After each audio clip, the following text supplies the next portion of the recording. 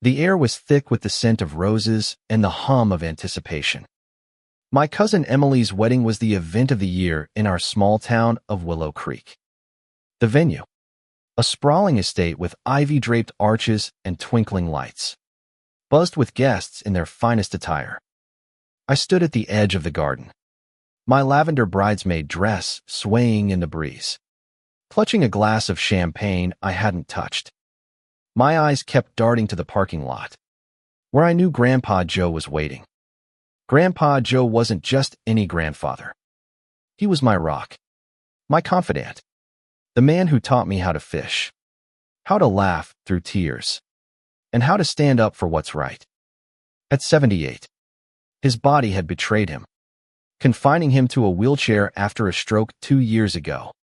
But his spirit, that was unbreakable. His eyes still held the mischief of a boy who'd once raced his brothers through the fields. And his story so. His stories could make you feel like you'd lived 100 lives.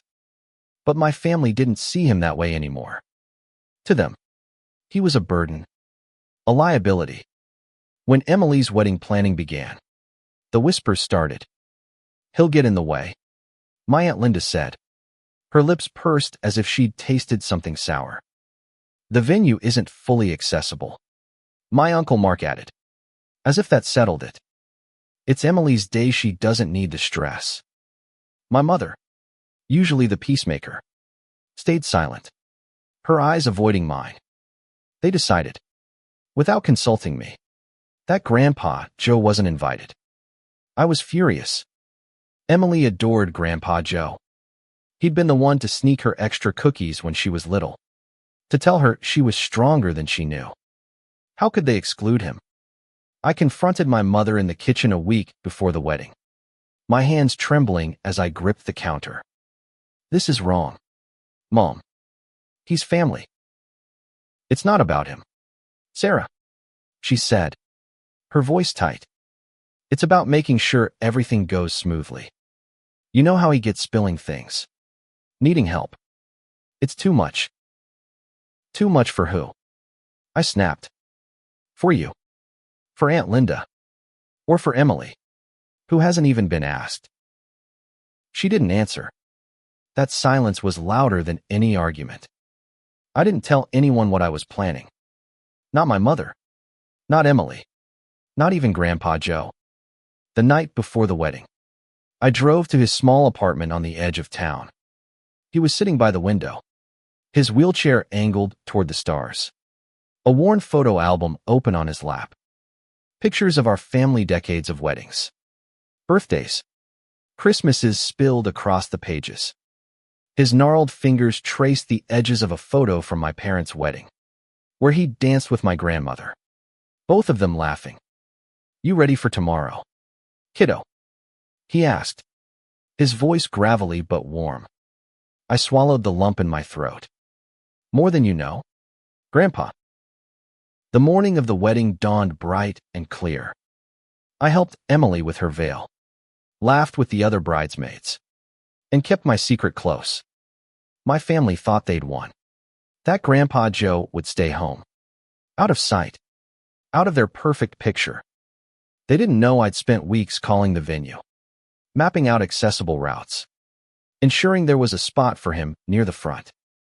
They didn't know I'd borrowed a van with a ramp or that I'd practiced pushing his wheelchair up inclines until my arms ached. As the ceremony approached, I slipped away, claiming I needed to fix my makeup. My heart pounded as I drove to Grandpa Joe's. He was waiting outside, dressed in his best Sueda navy blazer that hung a little loose on his frail frame. A red tie knotted with care. His eyes lit up when he saw me. Sarah, what's this about? He asked as I helped him into the van. You'll see, I said, grinning despite the nerves twisting my stomach. The venue was a 10-minute drive, but it felt like an eternity. I kept glancing at Grandpa Joe, who sat quietly, his hands folded in his lap. You sure about this, kiddo? He asked once, his voice soft. I don't want to cause a scene. You're not the one causing anything, I said firmly. You belong there, Grandpa. You always have. When we arrived, I parked as close as I could to the garden entrance. The ramp I'd arranged for was there, just as the venue manager had promised.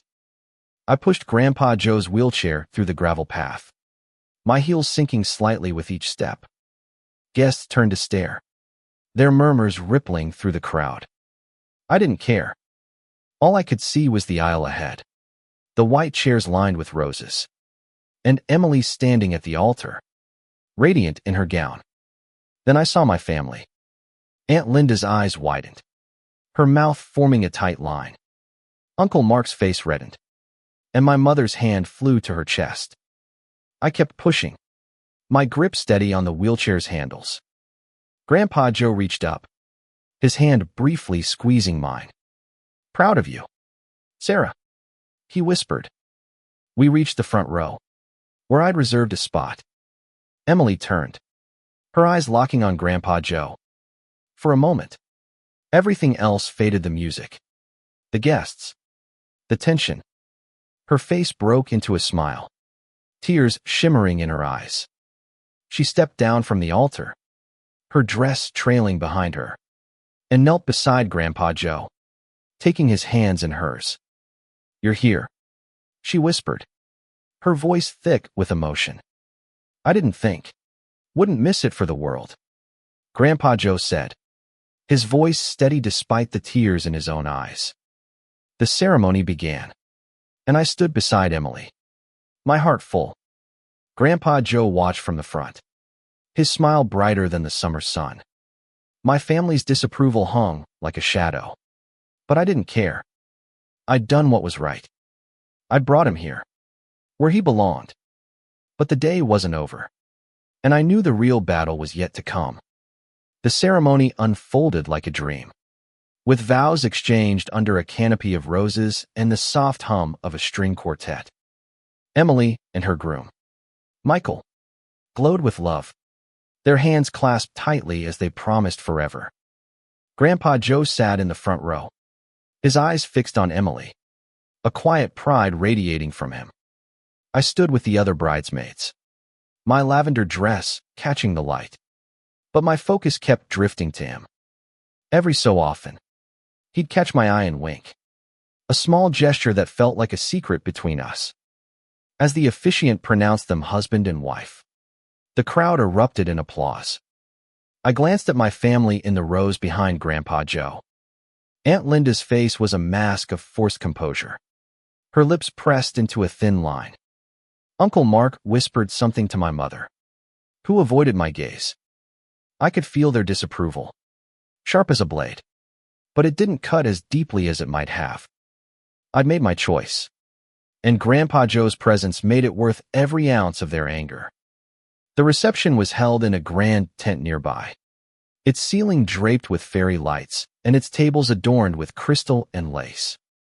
I pushed Grandpa Joe's wheelchair along the accessible path I'd scouted, ignoring the curious stares from other guests. Some smiled warmly, others looked away, uncomfortable with the sight of his wheelchair. I hated that how people's eyes slid past him, as if he were invisible.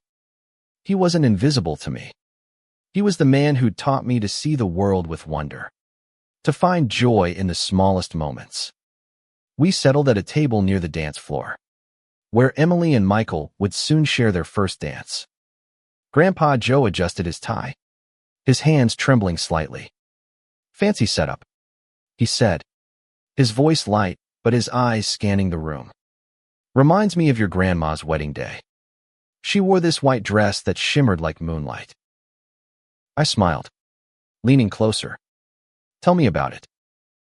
He chuckled, launching into a story about how my grandmother had tripped on her train during their first dance, and how they'd laughed until they couldn't breathe. His voice carried me back to a time I'd never known, a time when he was young and strong, twirling my grandmother across a dance floor. For a moment, I forgot the tension, the whispers, the weight of my family's judgment. Then Aunt Linda approached, her heels clicking sharply on the wooden floor. "Sarah," she said, her voice low but edged with ice. "We need to talk." I straightened, my heart sinking. Now. Yes. Now. She glanced at Grandpa Joe, her expression softening for a split second before hardening again. Outside.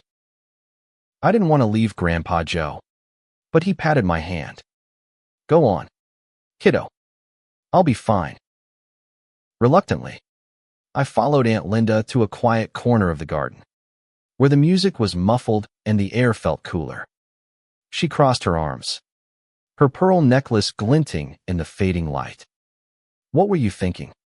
Bringing him here. You knew we decided this wasn't the place for him. Decided?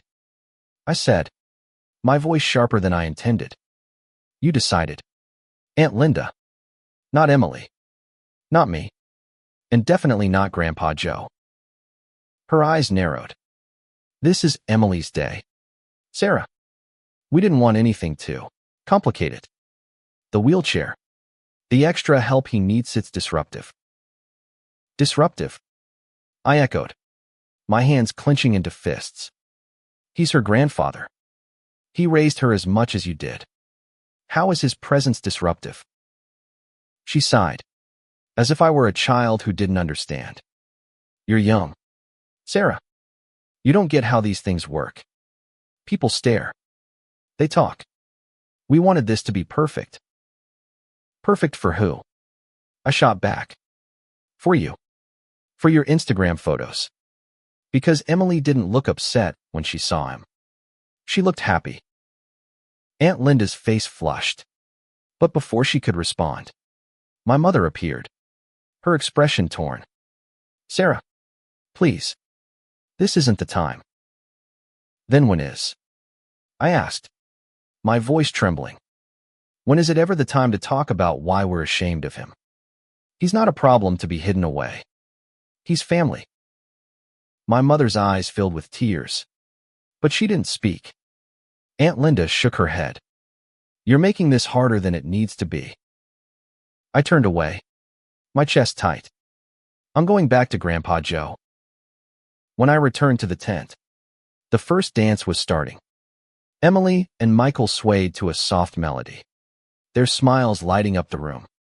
Grandpa Joe watched them, his hands folded in his lap, a wistful look in his eyes. I sat beside him, my anger still simmering but softened by his presence. You okay, kiddo? He asked, his voice gentle. I nodded, though my throat felt tight. I'm sorry, Grandpa. They're wrong about you. He reached for my hand, his grip surprisingly strong. Don't you worry about them. You did something brave today. That's what matters. As the dance ended, Emily broke away from Michael and came to our table. She hugged Grandpa Joe, her veil brushing his shoulder. I'm so glad you're here, she said, her voice thick with emotion. It wouldn't have been the same without you. Grandpa Joe's eyes glistened. You're a sight, Emily, just like your grandma.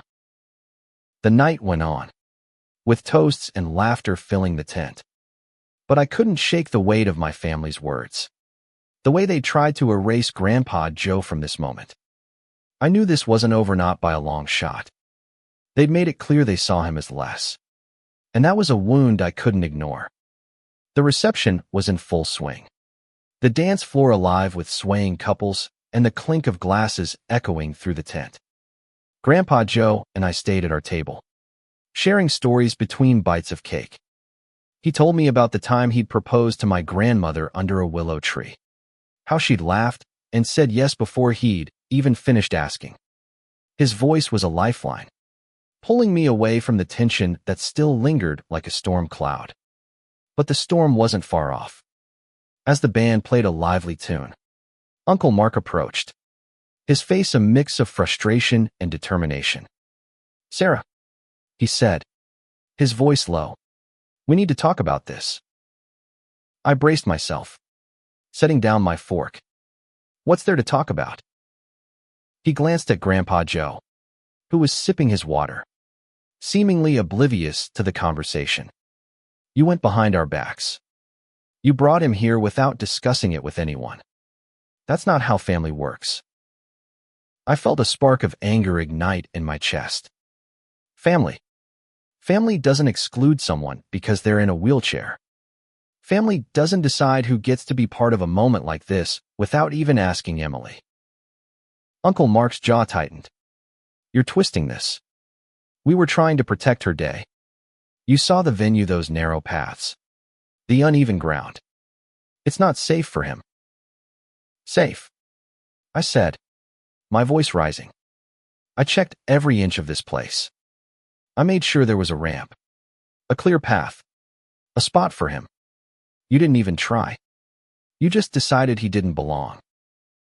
Grandpa Joe's hand touched my arm. His voice calm but firm. Sarah, let it be. I'm here now.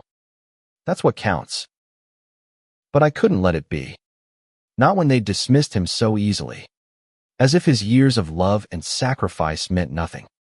No. Grandpa. They need to hear this. They need to know how wrong they are. Uncle Mark's face reddened. You're making a scene.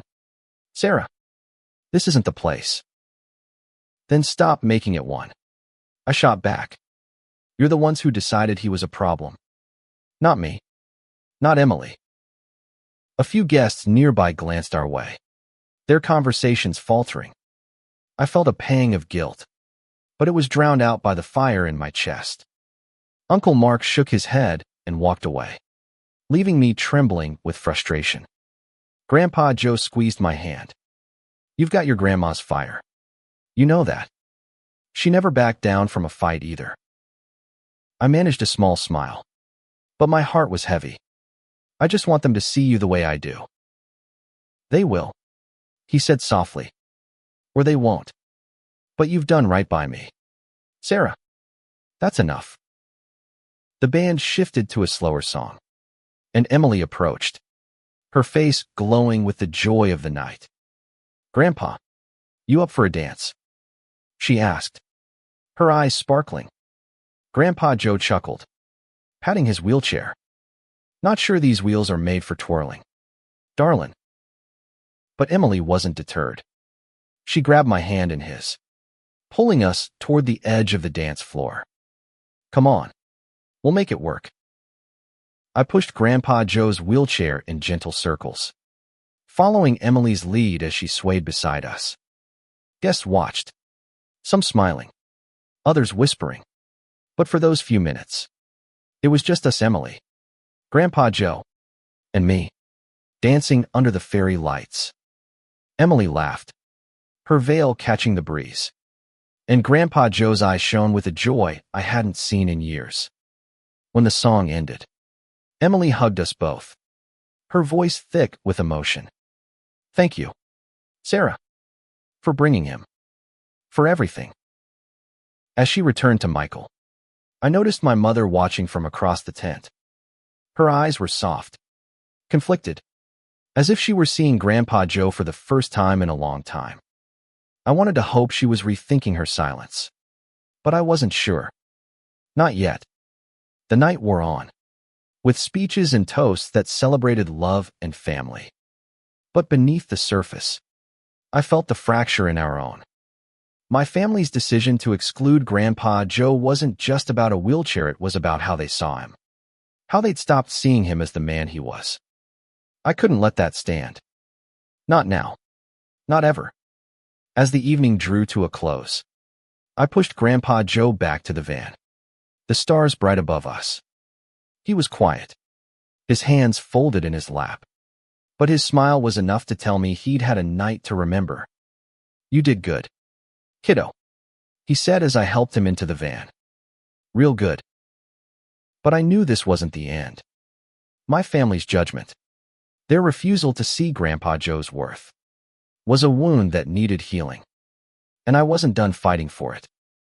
The drive back to Grandpa Joe's apartment was quiet, the hum of the van's engine filling the space between us. The stars glittered above Willow Creek, and the weight of the day settled into my bones. I kept replaying the moment Emily's smile when she saw Grandpa Joe, the way he'd watched her dance, the sharp words from Aunt Linda and Uncle Mark. My hands gripped the steering wheel a little tighter. My heart caught between triumph and frustration. "You're awfully quiet, Sarah," Grandpa Joe said, his voice cutting through my thoughts. "Something on your mind?" I glanced at him, his face illuminated by the soft glow of the dashboard. "Just thinking about today. About how they treated you. It's not right, Grandpa." He chuckled. A low, rumbling sound. People get funny about old folks like me. They see the chair, not the man. But you see me. That's more than enough. His words warmed me, but they didn't erase the ache. "It shouldn't be just me," I said. "They should all see you. Mom, Aunt Linda, Uncle Mark, they act like you're less than you are." Grandpa Joe was silent for a moment, his hands resting on the armrests of his wheelchair. "Folks don't always mean to be cruel," he said finally. "Sometimes they're just scared. Scared of what they don't understand. Scared of what they might become. I'm old, Sarah. I'm not what I used to be. That's hard for them to look at." "But it's not fair," I said, my voice breaking. "You're still you. You're still the man who taught me how to tie a fishing knot. Who told me stories about Grandma. Who made Emily laugh when she was sad. They're acting like you're gone." He reached over, his hand finding mine. "I'm not gone yet, kiddo. And as long as I've got you, I'm not going anywhere." When we reached his apartment, I helped him inside, settling him into his favorite chair by the window. The photo album from the night before was still open, a snapshot of my parents' wedding glowing in the lamplight. I sat across from him, my heart heavy but determined. "Grandpa," I said, "I'm not letting this go. They need to understand. I'm going to talk to them, really talk to them. Not just argue, but make them see." He raised an eyebrow, a spark of his old mischief in his eyes. "You sure you want to stir that pot? It's a messy one." "I have to," I said. "For you. For Emily. For all of us." The next morning, I woke early, my mind buzzing with purpose. I drove to my parents' house, where the family was gathering for a post-wedding brunch. The air was thick with the scent of coffee and pancakes, but the mood was tense. Aunt Linda and Uncle Mark sat at the dining table, their faces guarded. My mother was in the kitchen, her movements brisk as she avoided my gaze. Emily and Michael were there too, still glowing from their wedding day. But even they seemed to sense the undercurrent of conflict.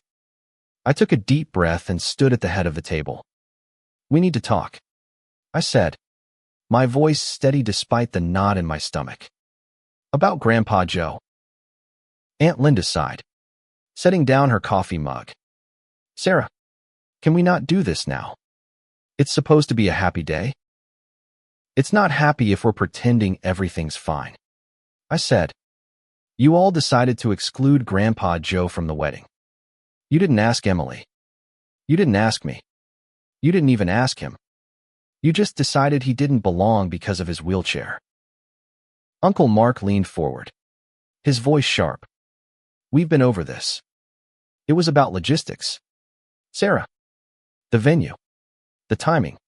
"No," I interrupted. "It was about you being uncomfortable. You didn't want to deal with his wheelchair, with the way he moves slower now, with the fact that he's not the same Grandpa Joe he was 20 years ago. But he's still him. He's still the man who raised us, who loves us, who deserves to be part of our lives." My mother's hand stilled on the counter, her eyes fixed on me. Emily reached for Michael's hand, her expression soft but resolute. "Sarah's right," she said quietly. "I didn't know you decided to leave Grandpa out. If I had, I would have fought it. He made yesterday special. He always does." Aunt Linda's face softened, but her voice was still defensive. "We didn't mean to hurt anyone. We just thought it would be easier." "Easier for who?" I asked. echoing my words from the night before. Because it wasn't easier for Grandpa Joe, or for Emily, or for me. The room fell silent, the weight of my words settling over us. My mother stepped forward, her voice trembling. Sarah, I didn't realize how much it meant to him. To you. I should have said something. Then say something now, I said. Make it right. The brunch stretched on, the conversation halting but honest. Aunt Linda admitted she'd been overwhelmed by the wedding planning, that she'd seen Grandpa Joe's presence as one more thing to manage. Uncle Mark confessed he hadn't thought about how much it would hurt to exclude him. My mother, tears in her eyes, promised to do better. It wasn't perfect. It wasn't a tidy resolution. But it was a start. The days after the brunch felt fragile, like the first steps on a frozen lake. My family's promises to do better hung in the air. But I knew words alone wouldn't heal the rift. Grandpa Joe deserved more than apologies, deserved to be seen, to be included, to be loved for who he was, not who he used to be. I spent every evening that week at his apartment, helping with small chores, listening to his stories, and planning ways to bring him back into the heart of our family. One evening, as we sat by his window, the photo album opened between us. I had an idea. Grandpa, I said, what if we threw a family party? Just for you. No excuses. No barriers, just us. Together. Celebrating you. His eyes crinkled with a smile. You trying to make an old man blush. Sarah. I'm serious, I said, leaning forward. We'll do it at the community center. It's fully accessible. Plenty of space. We'll invite everyone, Emily, Michael, Mom, Aunt Linda, Uncle Mark. We'll make it about you. About all the things you've done for us. He hesitated, his fingers tracing the edge of a photo. I don't need a fuss, kiddo. Just having you here is enough. It's not about need, I said. It's about what you deserve. Over the next week, I threw myself into planning.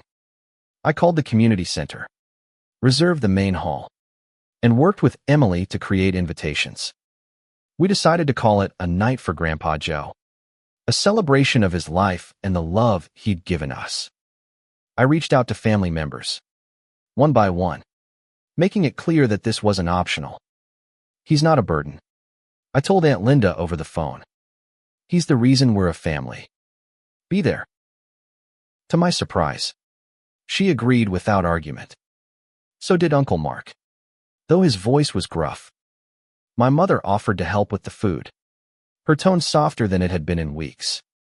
Emily and Michael volunteered to decorate, their enthusiasm infectious. It felt like the tide was turning, but I held my breath, afraid to hope too much. The night of the party arrived, crisp and clear, with the community center glowing under strings of white lights. I'd spent the day setting up tables, arranging flowers, and ensuring every corner was accessible. Grandpa Joe arrived in his navy blazer, his red tie knotted perfectly, his eyes wide as he took in the scene. Sarah, he said, his voice thick. You didn't have to do all this. Yes, I did, I said, squeezing his hand.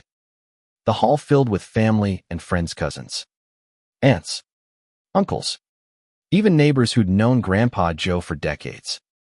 Emily and Michael had created a slideshow of old photos, from his days as a young soldier to his years raising my mother and her siblings. The images played on a screen, accompanied by soft music, and I saw tears in more than a few eyes. Aunt Linda approached Grandpa Joe early in the evening, her expression hesitant. Dad, she said, kneeling beside his wheelchair. I'm sorry. I didn't realize. I didn't see how much we were hurting you. I was wrong. Grandpa Joe took her hand, his voice gentle. No need to carry that weight. Linda, you're here now. That's what matters. Uncle Mark was next. His usual bluster softened. "You've always been the strongest of us, Joe," he said, his voice rough. "I forgot that for a while. Won't happen again." My mother sat beside Grandpa Joe for most of the night, her hand resting on his arm as they laughed over old memories. Emily and Michael led a toast, raising glasses to the man who taught us what family means. The room echoed with applause, and Grandpa Joe's smile was brighter than the lights above. As the night wound down, I pushed Grandpa Joe's wheelchair to the center of the hall, where a small dance floor had been set up. Emily joined us, and we swayed to a slow song, just like we had at the wedding. This time, though, the whole family watched not with whispers or judgment, but with warmth and gratitude. "You did this, Sarah," Grandpa Joe said, his voice barely above a whisper. "You brought us back together." I shook my head, tears stinging my eyes. "You did that, Grandpa. I just rolled you in." The weeks following the party felt different, like the air had cleared after a long storm. My family wasn't perfect. There were still moments of tension, old habits that crept back, but something had shifted. Grandpa Joe wasn't just a guest in our lives anymore. He was at the center, where he belonged. My mother started visiting him more, bringing him meals and sitting with him by the window. Aunt Linda called to check in, her voice softer, less hurried. Even Uncle Mark stopped by, sharing stories of their childhood over coffee. I kept up my visits too, each one a reminder of why I'd fought so hard. Grandpa Joe's apartment became my refuge, a place where stories flowed like a river, carrying me through his past and into my own future. One evening, as we sat with the photo album, he told me about the day I was born, how he'd held me, a tiny bundle in his arms, and promised to always be there. "You kept that promise," I said, my voice thick. "And you kept yours," he replied, his eyes warm. "You didn't let them forget me, Sarah. That's no small thing." But the truth was, I hadn't just fought for him. I'd fought for all of us, for the family we could be if we chose love over convenience, inclusion over exclusion. Grandpa Joe's wheelchair wasn't a barrier. It was a part of him, just like his laughter, his stories, his heart. And by rolling him into that wedding, by refusing to let him be left behind, I'd reminded my family of what mattered most.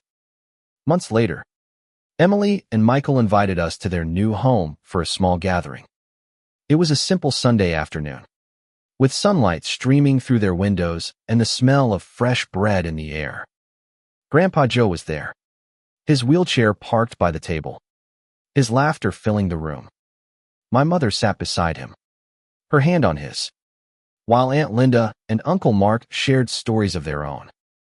Emily caught my eye across the table, her smile saying everything words couldn't. As the afternoon faded into evening, Grandpa Joe raised his glass, his voice steady despite the years etched into his face. "To family," he said. "The ones who show up, who fight for each other, who make room at the table." We clinked glasses, the sound ringing like a promise. I looked around the room, at the faces I'd known my whole life, and felt a quiet certainty settle in my chest. We weren't perfect, but we were learning. And Grandpa Joe, with his wheelchair and his stories and his unbreakable spirit, was teaching us every step of the way. That night, as I drove him home, the stars were bright above Willow Creek. He was quiet, his hands folded in his lap, but his smile was enough to light the way. "You're something else, Sarah," he said as we pulled up to his apartment. "Don't ever change." I leaned over, kissing his forehead. "Neither do you, Grandpa." As I helped him inside, I thought about the wedding, the party, the moments that had brought us here. I'd rolled him in myself, against all odds, because love doesn't wait for permission. It carves its own path, builds its own ramps, and finds a way to bring everyone home. And in that moment, under the stars, I knew we'd found ours.